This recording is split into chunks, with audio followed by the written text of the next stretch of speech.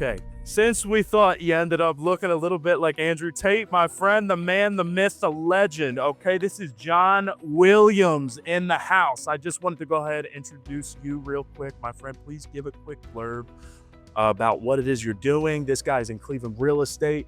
He's a crazy fast investor. He has billboards all around town. I'm sure you've seen him. We've definitely been able to learn so much from him. And please give a warm welcome to John Williams. Thank you so much for being on the podcast, man. Thanks a lot for having me, man.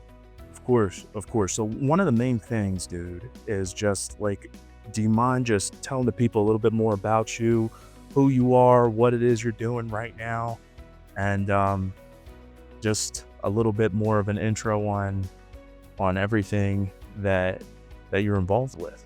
Yeah, I mean, so here in Cleveland or just in general? In general. So initially I was a real estate agent in Beverly Hills from 2009 to 2019. So during that period, I mainly worked with investors, developers, producers. These are very, very intelligent people that were a lot smarter than me. And I was very fortunate to get to learn from them. And around 2017, 2016, during that entire period, I was saving money. But during 2016, late 2016, early 2017, I took this class at USC, which is on real estate development and land use. And I was learning a lot about development. I was like, oh, no, I'm just like all these other agents. What makes me really that much different? So I took this development class and I was learning about real estate development.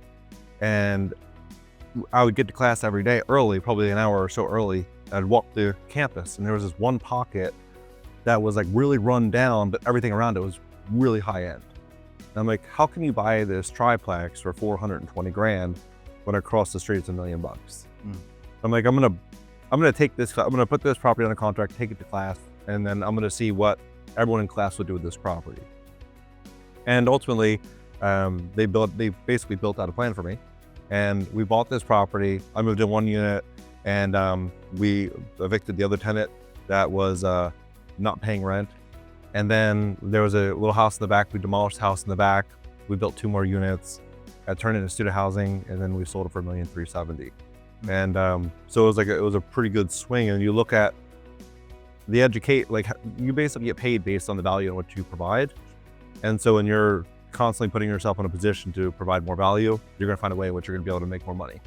And so in 2021, early 2021, we moved to Florida because that was like during the eviction moratoriums and everything. And I'm like, I think LA is gonna have a hard time, you're gonna have a hard time being a landlord in LA based on landlord tenant laws, the direction in which that city is going. I'm gonna just move to Florida. So we moved to Florida. I bought a primary place, and I got it from a distressed seller. It was like a really good deal. And we lived there, and we had some online businesses. It was really good. And about 9-10 months ago, I'm like, oh, we're sitting on this money. I'm not gonna invest it in Florida because I thought insurance was gonna go up, and it didn't make sense for me and my goals. And so we were like, I threw the wife and the kids in the car. I'm like, let's do a cross country drive. Hit every city. Like we went to Atlanta, we went to Nashville, Austin, Phoenix. We went to Denver, we went to Des Moines, we went to Salt Lake City, Cincinnati, Columbus. We went to Detroit. Testing the water, seeing where you wanted to invest, right? We'll see in where made the most sense to invest. And then when I got to Cleveland, I'm like, you have this city that the entire country is in the midst of an affordability crisis. You have tens of millions of retirees that don't have enough money to make it anymore. You have people that can't be first-time buyers in their local city. You have 35% of the U.S. workforce working remote. And then you have this city that's 6 hours from New York City. They're doing significant investment in Cleveland. And I have a 3 and a 5-year-old with a wife, and they can have a great standard of living here. So we can go out here, we can buy properties, have a great standard of living, and make money, and do affordable housing. We can do Section 8 and like really get great tenants in there, and we can restore these properties. I started doing it on, talking about it on YouTube. Yeah. And yeah, we've been doing pretty well. Yeah, we're looking at your channel. You have 84 million views on your YouTube channel, yeah?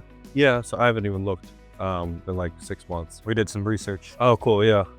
Yeah. Another thing too is primarily like when you were touching base on one video, I think you were saying about 15,000 housing vouchers. Like Keyano and I both were realtors too, and it's nonstop out of state investors coming in, going for Section 8 rentals. Now, one of the main standpoints and staples within that is what kind of made you pick that focus? Is it primarily because the cash flow is just phenomenal, or was it because you saw a disparity within the market? You saw an opportunity within the market, it sounds like.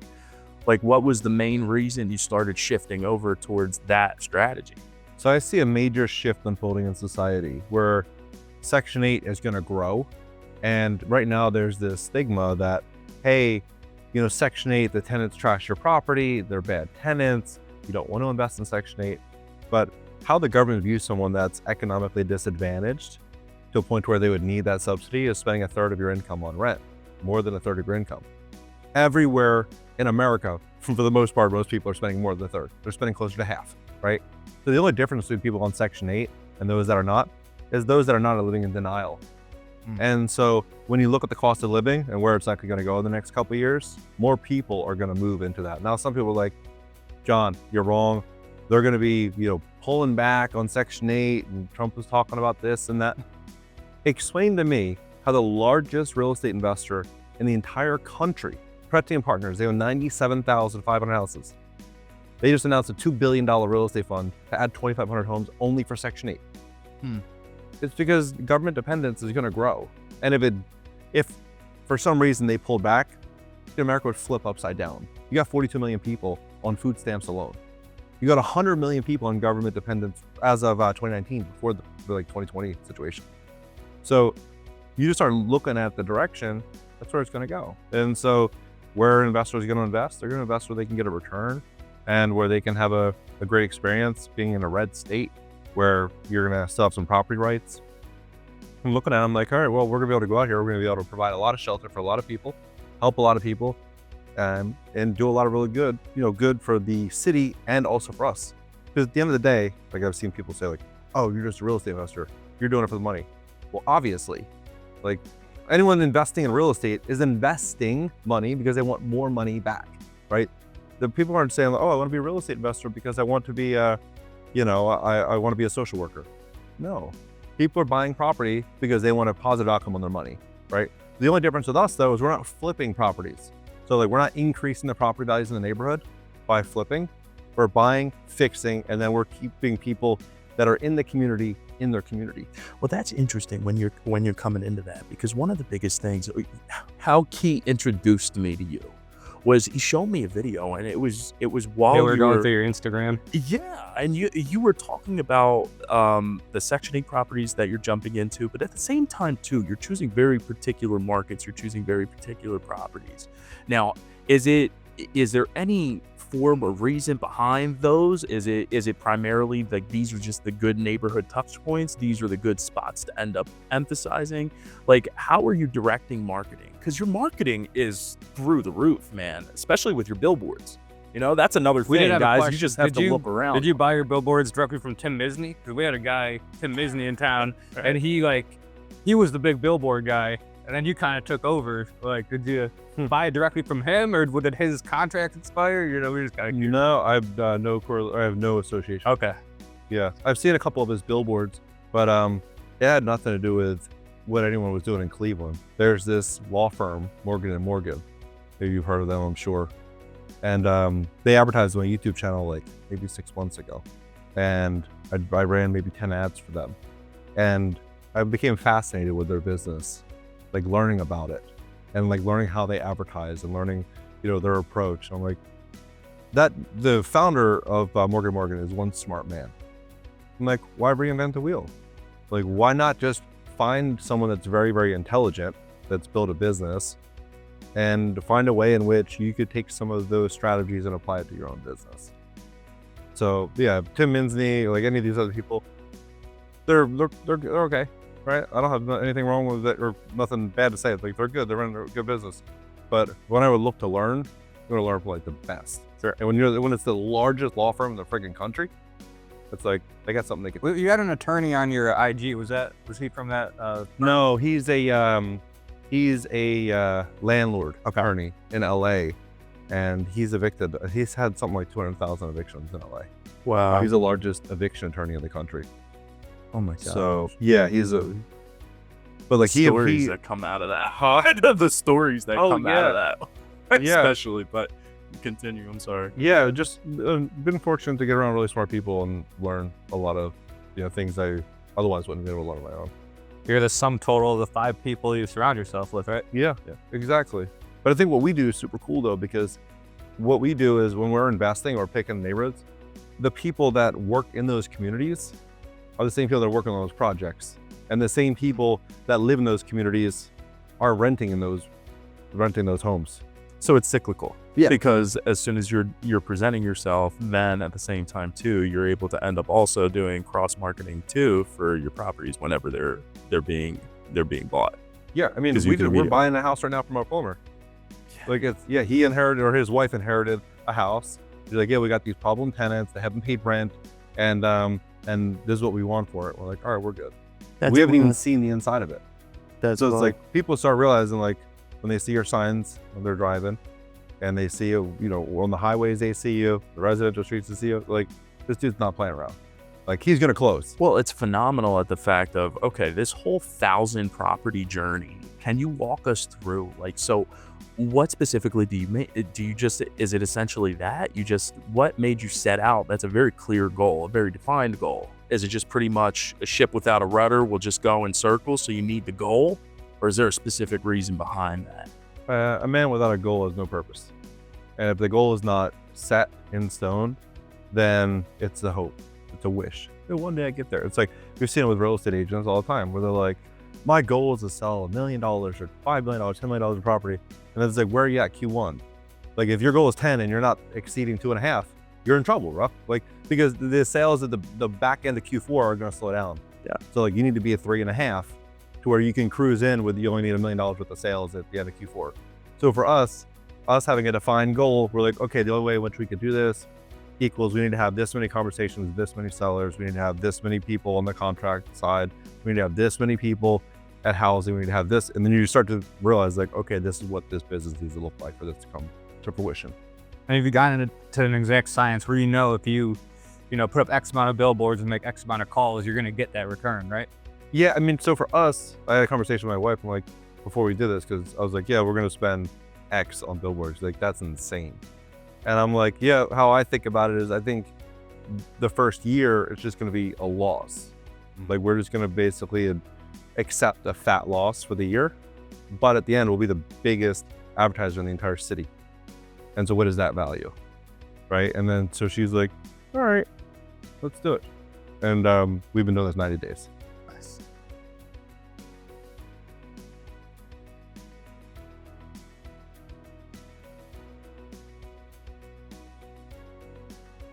No, How did that come about? my goal my goal was by Q4 to be the #1 advertiser in the entire city.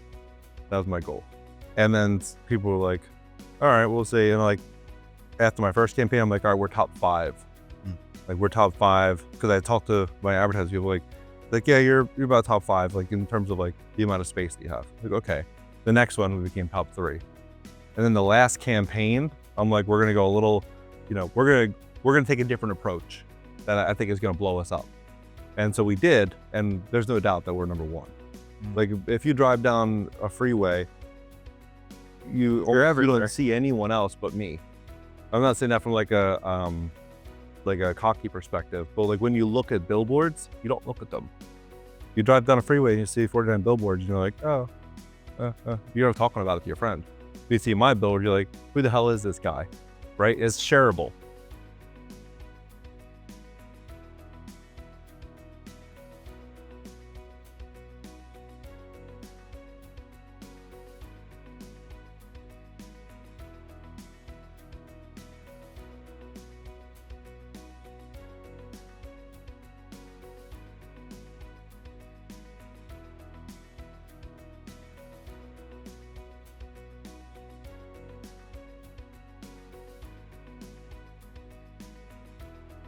Yeah.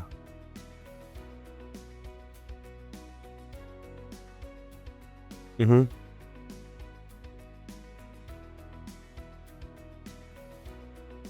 We're getting 150 to 200 calls a day. Wild.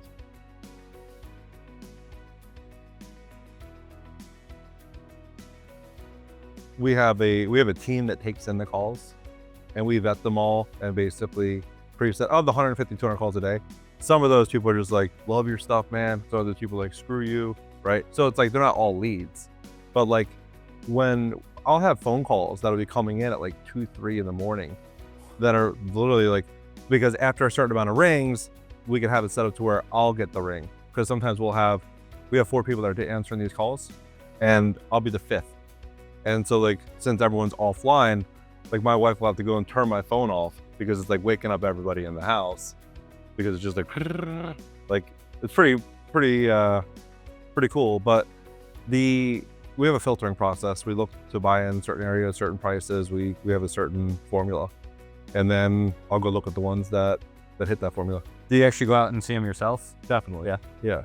I don't trust anyone else's perspective on underwriting the deal, because some people be like, oh, that's $5,000. It's like, that's not $5,000. I've seen pitfalls too with that. Like, especially if you're expanding quickly and then you start to delegate certain things, especially with regards to underwriting process. It's so easy to make 2 or 3 wrong deals and that to turn around everything for at least 2 or 3 months, 4 months, and where you're just playing catch up. If you're not getting on base on every single deal, then you could have a portfolio built on sand. So like the deals have to be sound, every single one. There can't be a situation where you're like, I'll buy this because my goal is 1,000. No, the goal means 1,000 good deals, not like 800 okay deals and then 200 good ones. I think every one has to be a good deal and worth buying and worth going through the process, worth showing up to every day to make sure the contractors are doing what they need to do and fulfilling on every single one properly. Now, when you're talking deals too, like one of the biggest things is me and Key all the time, especially for investors. It's like, are you primarily talking about good deals across the board just in terms of rentals? Is it rehab deals you really want to touch into, or turnkey properties that you want to touch into? Is it only Section 8? Or you're just analyzing across the board, whatever makes sense money-wise makes sense? We don't flip. And so a lot of the deals in which we acquire that we find as being a good deal generally need work. So, because if they're in really, really good condition, then they just generally list them on the open market. And they're like, oh, first time buyer will come in here and put 5 to 10% down, and they'll make an emotional purchase, and the lender, the bank will finance the rest. And, but someone that has a house where like, oh, this needs a roof, this needs windows, this needs that. They're in a situation where they're like, what could you give me? And then since we're buying stuff in bulk, we're probably putting on 2 to 3 roofs a week. And so we're putting windows in almost every single property. And so we're buying them at such scale, we're able to turn these properties at a lower price point. And so the deals generally make more sense for us than they would other investors. On the topic of windows, we kind of wanted to address some of the Cleveland laws, like, the lead paint law, for example. How have you, dealt with? How have you felt? Like, we have a contractor that's licensed. Oh, nice. Yeah. So we basically wrote out a chart. We're like, what is every problem that we could possibly face, right? Like when we look at a deal, what is the main issue? Is it structural? Is it roof? Is it windows? What does Section 8 look for? What is their inspection process? And we break everything down into a funnel. And then when we look at the deals, then we underwrite them accurately to our best of our ability. And then we put in a contingency of generally $500 to $7,500. Something might come up that we're not taking into consideration, but we have our crews that run through our formula and turn these properties over. Nice. At any given time, how many properties do you have going at once? Right now, construction-wise, we have about 26 under construction now. Nice. So how are they in varying stages? Like, they are. Depending on condemned status and stuff like that, do you end up not picking up condemned status? I blame you, because one of the biggest things nowadays is I have these guys that are buying like 5 or 6 a month, and they're finding that whenever they're buying now, they're getting backed up and bogged down with condemned status reports, even lead hazard reports. Like when with your contractor, is it primarily you guys do all that up front where you end up sending them out and you go ahead and do all the work up front to be able to analyze? Or is it pretty much like, okay, once we're under contract, it's due diligence? Or do you end up doing it after acquisition? Because with 26, it's like, wow. We what we do is I do a one walkthrough of the house. I do a quick little video, Right. film it, send it to my contractor. I don't come back out to the house. So we don't do an inspection, like a formal inspection. Wow. We don't do a loan. We don't have any appraisal, nothing. We close generally in like 5 to 10 days, depending on the seller. A lot of the sellers though will do like a lease back and they'll negotiate that up front. We're fine with it. So like, oh, I need somewhere to stay for 90 days, 6 months. We're generally pretty cool with it. Guys, you hear that? Yeah, no, definitely, man. I mean, one of the craziest things that I do want to pick your brain about. $10,000. If you had to start over, you only had 10,000 cash. A lot of people end up saying they want to invest in real estate. They want to get started. They might only have a small amount. You had 10,000. Out of curiosity, how would you go about real estate investment? Real estate investment. I wouldn't. You wouldn't. No. I know a lot of people are going to be like, oh, you can buy houses with 0 down and you can do this and you can do that. If you have $10,000, you don't have a money issue. You have a mindset. You have a mindset issue because if you put that 10 grand on the table, you buy a house, something's going to come up with that house. There's going to be some issue. It might be 5 grand and you can lose not only your 10 grand, but you can destroy your credit and everything in the process. So what I would do is I'd invest heavily into my education and learn and try to find a way in which I can get around someone that's a little bit smarter than me and teach me and find some way to supply more value to them than they are to me to some degree. And I find a way to increase my capital and then invest once I have a really, really good deal. Because one thing I found with a lot of great real estate investors is they knock it out of the park on their first deal. It's not like a bunt. Like the first deal is like a grand slam. And now they have the cash and like, okay, I'm gonna go buy 3 other deals. And then they have the runway for that plane to take off. But if you have 10 grand, you're like, okay, I have 10 grand. 10 grand gets you like a Hyundai Elantra. You know what I mean? Like you're getting like a Daewoo Lanos. Yeah. So I don't know. I wouldn't do anything with 10 grand. Got you. What would you say that the starting point should be, where you can end up kind of starting to mess around with real estate, or it's kind of a case by case scenario? So let's say, for example, I was just starting out and I lived in, I don't know, any other city in America. I would look at how much I'm spending in rent. So if I'm spending 2 grand and I have decent credit and I'm sitting on maybe 20, 30, 40 grand, I would probably just say, okay, I'm gonna move to Cleveland or Milwaukee or Toledo or one of these markets. I'm gonna get a duplex or triplex, I'm gonna house hack it, and I'm gonna learn the real estate business from the inside out. And I'm gonna put myself in a situation to where I'm not paying anything. Rather, I'm maybe making $500-600 a month. And then I'm gonna buckle down and work harder than hell to increase my capital. And that deal that I'd buy would be a value I'd play, where there's a way in which I could find some way to force appreciate that property. And then I'd either do a cash out refi or flip it or sell it. But I'd probably, go in that direction. Because when you can reduce your living expenses to 0, you have full control. And a lot of people don't do that. They're like, oh yeah, I'm gonna buy this car for $700 a month. I'm gonna rent this fancy apartment because my friends will think I'm successful. Before you know it, they got a bunch of debt. None of their friends care. And half of them aren't even your friends in the first place. And you're just sitting there like trying to impress people that don't care about you. And when you should be focused on building your nest egg, your dream, and support your family. So I would take that sacrifice and I'd probably go that route. Yeah, man. I mean, one of the major things I think, especially now, is just with regards to, especially lifestyle. Like I feel like people overinflate and people flash. One of the biggest things with you that's phenomenal is you're throwing everything towards advertising. You're throwing everything towards building. Is there one massive piece of advice? Obviously, you've just given a massive nugget, but any other ones that you could think of in terms of how to translate that to mindset shift? Because from what I'm hearing, it's like, it's not about the real estate. It's not about the cash. It's about mindset. And you getting in front of different people, different mentors, paying for knowledge, Yeah. So I got a 5-year-old son that rides BMX, right? And he has a trainer that's sponsored by Monster Energy drink company. Yeah. Right. And so the trainer is extremely good on his bike. And so I pay for my son to ride with him $100 a session, 3 days a week. Right. So I spend $1,200 a month on bike training. And it has nothing to do with riding a bike. I tell him, like, I don't care about riding bikes. What I do care about is you understanding the process of what it looks like to succeed. And like, he'll look at something, and when he's riding with him, the guy's constantly pushing him, like his belief system. I'm like, $1,200 a month for that, and sell that type of value, that's a steal, right? I tell him, like, when he's afraid to try something, I'm like, who's gonna win, you or fear? Right? And then he'll be like, me, and go win.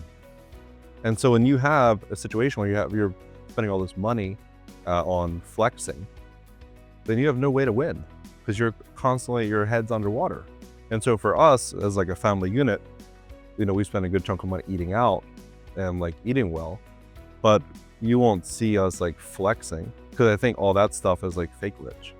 I think real rich is the assets, the business in which you build, the people in which you help, that community, and like really building something that you're proud of.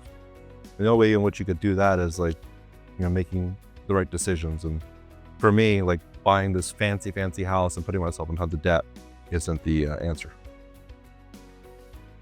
It's way better whenever you're building wealth and that you're able to translate that over to your family too. Yeah, like so years ago, this is like a decade ago, I had a Bentley Continental GT, and I thought it was like the sickest car. I'm like, damn, this thing's so pimp. Like, I can't make it. Like, You've been feeling because when you're young. we were messing around. He was like, I'm gonna come out saying the Cleveland G right off the top. So like I had this car, I'm like, damn, this thing's sick. And then what happened was like 2 days later, I'm like, I'm at the mall. I gotta park this all the way over here because I'm gonna have someone that's gonna ding my door, right? And so everywhere I'm driving, I'm like, I was so paranoid that someone was gonna screw it up. I'm like, oh, this car owns me, I don't own it, even though there wasn't a loan on it. But I'm like, I can't just like do whatever the hell I want, you know? Then I had to take it to the shop. It was $20,000 for a list of repairs that I needed. I'm like, dude, that's insane. Like, like oil change was $650. Like everything was just so expensive. Like, this thing is stupid. It wasn't even like that I couldn't afford it. It was just like, I wasn't enjoying it because I was worrying about every little thing about the car. And like, I'd get into it and I'm like, oh, screw this. Like this sucks. I ended up selling it. I got a nice car, but it was a little more reliable. Yeah. Now the car that I drive is like, I drive something very comfortable that people aren't going to stare at, that I could like drive into the ground. Like if I like total it tomorrow, I don't care. And I don't have a loan on it. Like my wife, her car is like same type of thing, no loan on it. But it's like, we don't care about the cars because at the end of the day, the car is going to go down in value. And so it just jumps right back into what you were saying. It's asset, wealth. Because it's just at the end of the day, appreciation and appreciable value. I feel like that whole mindset of America now is just completely thrown over. It's all about flashiness, when in reality, it's like you can easily jump into real estate investing as long as you end up shifting your mindset, and it all starts there. And then your financial growth can start. And then through financial growth, shift out of the flashiness and jump towards being able to start small. Get yourself something that you can rent out the other unit. And then you just start from there and then pivot into rentals and pivot into, God knows, Section 8, Airbnb, whatever. Yeah, like the TikTok brain of society, where it's like they want things like this, they want to make money like that, everyone wants to get rich quick. It actually works out well for investors, like real value investors long term, because you have reduced competition. People don't have the attention span to say like, and they don't have the balls to be like, I'm gonna leave Philly, or I'm gonna leave one of these cities, I'm gonna move to a random city, and then I'm gonna buy a duplex where I don't know anyone, and then I'm gonna try to do this. Like for me and my family, I'm like, all right, we sold the place in Delray Beach. We're like, all right, we're gonna go here. We're gonna buy this house. We're gonna buy this. We're gonna buy this. We're gonna buy this.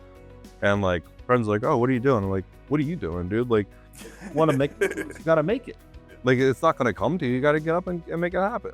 And I think it's been really cool the last 5 years. More people are like kind of open to like doing things and like maybe leaving their hometown, but not half of the people that are flexing on TikTok that are saying that they want to get rich quick. Absolutely, man. And I mean, so keep rolling with the questions, my friend. Genuinely. Now, whenever you're jumping in, and Key, What's up? please, at any point, like I know you were especially asking about different neighborhoods within Cleveland. Like we were going back and forth watching that video, kind of curious, like how are you outlining the neighborhoods? How are you outlining and focusing where to prospect? How are you fine tuning? Is it through you're just driving for dollars? You're just kind of driving around. You're like, okay, this is target market. I can end up going in this way. Or is it primarily through rent cash flow? Like you're just saying, okay, this is where on affordable housing, this is where I could get prime rent. I'm going here. Or is it gentrification? And you're chasing gentrification. It's not gentrification. We're fortunate with social media that a lot of wholesalers will reach out to us without us having to do anything. They'll be like, hey, we got this deal here, we got this deal, hey John. And people will want to really do a deal with us, and they'll give us really good pricing. And sellers know that we're not messing around. Whereas like if you look at a bandit sign on the side of a freaking telephone pole, people are like, oh, who knows about these guys? Like, is this real? They see a billboard, they're like, this dude spent bank on that billboard, he could afford to buy my house. Right? Especially when they see one, then they see another. They'll be like, okay, the dude This is the guy. close. He'll close. Yeah, dude will close. So like having a brand and then having an ability for people to come into that brand will definitely help on social media. So like talking about what it is that you do and who you are on YouTube and Instagram, I think is a huge asset. And a lot of people are afraid to do it because they're like, oh, I'm starting at zero. It's going to be too hard. People aren't going to care. It's like, dude, if you build out like a 100-day plan, you're like, okay, I'm going to reach out to all these different wholesalers, all these different real estate agents, and we're going to just talk about business. Even if you had 500 people that followed you, that's a 500 person core audience that will only grow, and they will send you deals. They want to be associated with you. You don't need like 1 million people. You need like 500 to 1,000, and you're going to have a business that's going to grow. It just might take you 100 days of like, it's going to feel like you're making no progress, but then it will start to move. It's interesting that you say that because we were over at Lakewood Truck Park yesterday. And it was funny because we were talking about Cleveland's one of those unique spots. And maybe you've been in so many other markets. We're just hyper local. But with regards to Cleveland, the amazing part is the fact that once you're plugged in because it's a smaller network. Mm-hmm. So it's almost a spider web scenario where you're able to end up, once you're plugging yourself in, especially the wholesalers, or if you're plugging yourself in the lenders, as long as you're not an asshole, you're going to be in pretty decent straits with everybody. And that'll be able to help you in terms of scale.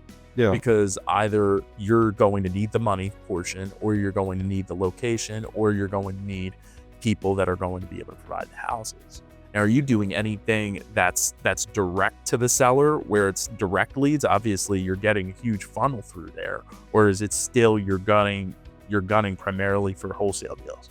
No. So our whole thing is that we have a formula that's worked well for us. So like our construction crew, we have north of 40 people now, and it all started with one guy.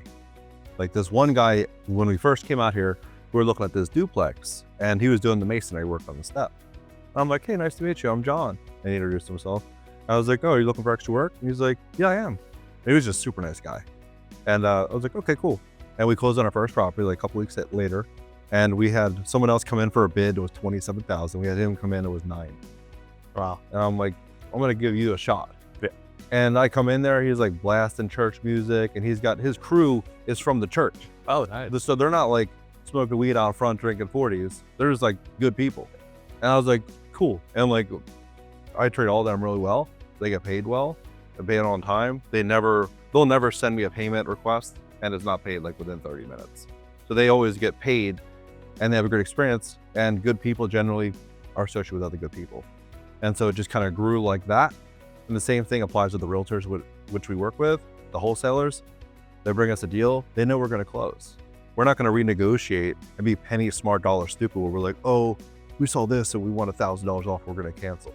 Like, people like that are idiots. Because now the real estate agent's like, oh, the next deal I get, I'm definitely not giving it to this guy. And it's for $1,000, now you lose out on this other deal. So for us, we'll never renegotiate unless like it was like some significant structural issue behind paneling that the former owner was hiding or something. But like, we've never done that. Like, it's always, we come up with a price, we close, we say thank you to the realtor, and we keep a good relationship with them, and we constantly follow up. Like every week we get a half our follow up to see if they have more deals. Same thing with wholesalers. So like that's the model really. We just take care of people, and then we just hope they take care of us across the board, and it's worked out well. And I think that if you treat people bad, you're not going to have a good business.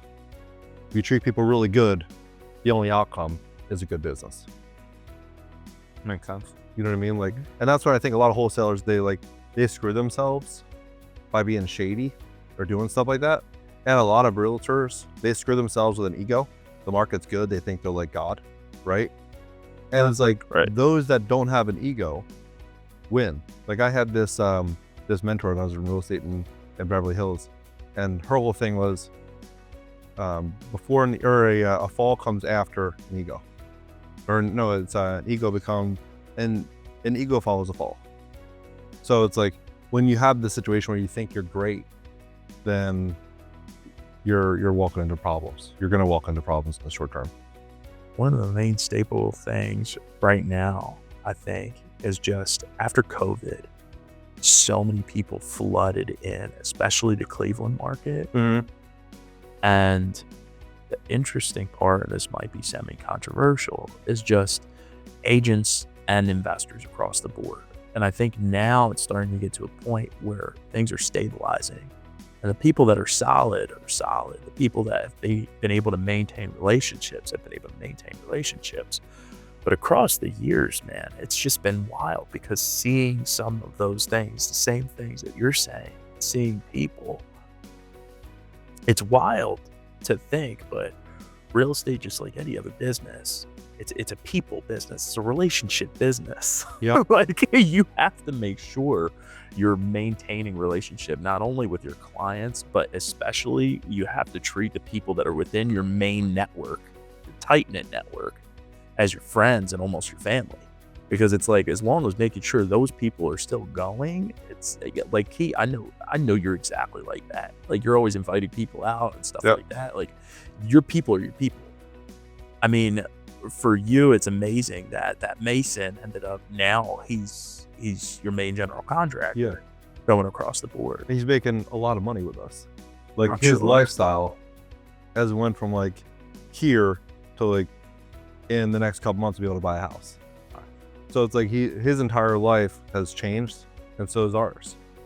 So it's like, when I talked to him in the beginning, it's like we need to build out a team that can win. Good people, good properties, great systems. We have all that, and the investors are getting good in return. They're going to just keep investing with us, and we're going to keep fixing up these neighborhoods. It's going to be a big win. And like when I was like, oh yeah, we're gonna make moves. He's like, all right. And like 90 days later, he's like, damn, like we are making moves. Like he's feeling really good about it, because he sees all these properties under construction. He sees them turning over. Like there's one property we're doing right now. We have this lady that works with the housing authority, and she brought a tenant in, and it's a lady at the guy's church he's studying to be a pastor at. And he goes in and like gave a big hug, and he's like, they're like almost in tears. And so it's like, it's pretty freaking cool when you have someone that's with the housing authority, with the tenant in that community, with the contractor and the investors. They're like, okay, cool. Well, I got a really good house. So really, I can show it to you. The house is like beautiful. Yeah. And then you get a great outcome for everybody. It's awesome. Yeah. And then it's like when people are like, oh, he's an investor, when they see the tenants that move in, they're like, oh, he's not bringing in someone from California. He's not bringing in someone from San Francisco to increase the prices. The neighbor's just like the other neighbor. Phenomenal investor, man. Honestly, what more can you tell the world right now with what's next in the picture? What's the next thing that's going? What's the next project, the next goal you're hitting? So this article came out saying that the dollar lost 11% of its value in the first 7 months of the year, right? 3 years ago, Jerome Powell and Janet Yellen came out saying that inflation is transitory. Remember that? Yeah. Inflation is not transitory. Inflation is likely going to get worse in the next year, 2 years, 3 years. That's just a hard reality. And when inflation gets worse, what do investors do? They look to see if their money is losing value or per inflation or growing past it, right? And they're going to be investing because they're like, oh crap, I have all this money and it's getting eroded by the devaluation of the dollar. They're gonna start piling into property. What they're gonna do? Single family homes, I think predominantly because they can get 30-year fixed rate mortgages on them. And so they're gonna start buying up rentals. And as that's happening, the labor market is likely not gonna get better. The job market is likely not gonna get better. And people are gonna be selling properties more and more. And these investors, I believe, are gonna buy them. There was a MetLife Insurance article that came out a couple years ago saying that 40% of all single family homes will be owned by investors by 2030. So it's like a significant number. So the reason I share this is because I think changing the way in which we look at money now is very important, because just 5-6 years ago, if you made $100,000 a year, you were viewed as like a success at the family dinner. Now $100,000 a year is almost like irrelevant. Yeah. There was an article that came out with The Hill magazine saying 7 cities where you can live for less than $200,000 a year. I'm like, that's the world we're going into, where you need to make $500,000-$700,000 to live in LA. Like, that's the world. And so it's like when people need to shift their focus, like, okay, well, if I want to really hit a point where I can afford to live where I want, do what I want, then the investments need to back up the business so I can hit these targets so I'm not left behind. Because a lot of people are like, oh, that won't happen, it won't happen. People are financing food on payment plans. Wow. You know what I mean? Like, it's just kind of like a slow erosion in the middle class. But I think money's never lost, is simply transferred from one group to another. And with the access to the internet and ChatGPT and all these different things, you can learn anything you want. You can connect yourself with anybody, and you can learn, and you can build out a plan that you can achieve your goals. Absolutely phenomenal, my friend. Thank you so much for being on. Key, do you have anything? No, nothing off the top of my head. Anything? Instagram or YouTube at This Is John Williams. All the information is hopefully going to be linked in. We're going to go ahead and put that in for you. And thank you again, John Williams, phenomenal investor. Thank you, guys. You're amazing, brother. Thank you so much. Appreciate it. Always. Cool. Pleasure. Much, man. Pleasure.